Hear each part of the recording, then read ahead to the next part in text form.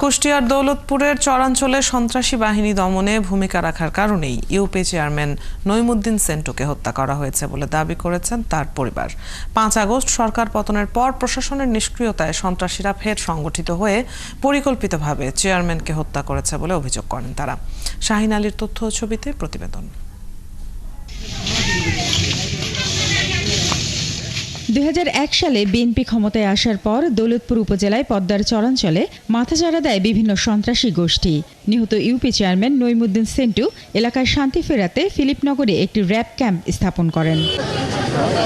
এরপর র্যাবের সাথে বন্দুকযুদ্ধে বেশ কয়েকজন সন্ত্রাসী মারা যায়। এই ঘটনার জেরে দেশে পট পরিবর্তনের পর সন্ত্রাসীরা সেন্টুকে হত্যা করেছে বলে দাবি তার পরিবারের।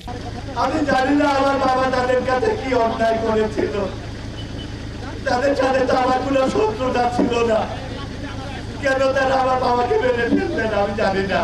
আমরা আমার স্বামী যে মেরেছে তাদের আপনারা বিচার করবে। কারা করছে আমি জানি না, তবে যতটুকু শুনছি আমাদের নিজেদের মধ্যেই। এদিকে নিহতের বড় ভাই জানান, হত্যার সাথে জড়িতরা এলাকার চিহ্নিত সন্ত্রাসী। তাদের বিরুদ্ধে আইনশৃঙ্খলা বাহিনী এখনই কার্যকর ব্যবস্থা না নিলে চরাঞ্চলের মানুষ আবারও সন্ত্রাসীদের কাছে জিম্মি হয়ে পড়বে।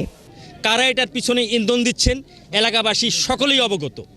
আমি উদাত্ত আহ্বান জানাবো আইন শৃঙ্খলা রক্ষাকারী বাহিনীর কাছে এবং প্রশাসনের কাছে, তারা প্রকৃত দোষী ব্যক্তিদেরকে আইনের আওতায় এনে দৃষ্টান্তমূলক শাস্তি দেবেন।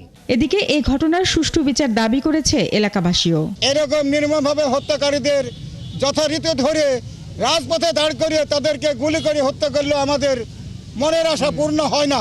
আমরা চাই যে আমাদের নইমুদ্দিন সেন্টু চেয়ারম্যান যেভাবে মারা হয়েছে সেইভাবেই আমরা মৃত্যু চাই, আমরা আর কিছু চাই না।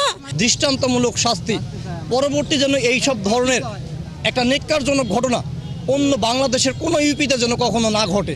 এই ঘটনায় এখন পর্যন্ত মামলা না হলেও জড়িতদের চিহ্নিত করা হয়েছে বলে জানায় পুলিশ। ঘটনার এই মোটিভটা সম্পর্কে আমরা ইতিমধ্যে আমরা জানতে পেরেছি এবং এটার সাথে কারা জড়িত তাদের সম্পর্কে আমরা তথ্য আমরা পেয়েছি। আমাদের অভিযান অব্যাহত আছে এবং খুব দ্রুতই আমরা এই সন্ত্রাসীদের গ্রেপ্তার করতে সক্ষম হব বলে আশা করছি। এর আগে সোমবার সকালে নিজ কার্যালয়ে দুর্বৃত্তদের গুলিতে নিহত হন কুষ্টিয়ার দৌলতপুর উপজেলার ফিলিপনগর ইউনিয়ন পরিষদের চেয়ারম্যান নইমুদ্দিন সেন্টু। শারমিন স্বপ্না, ৭১।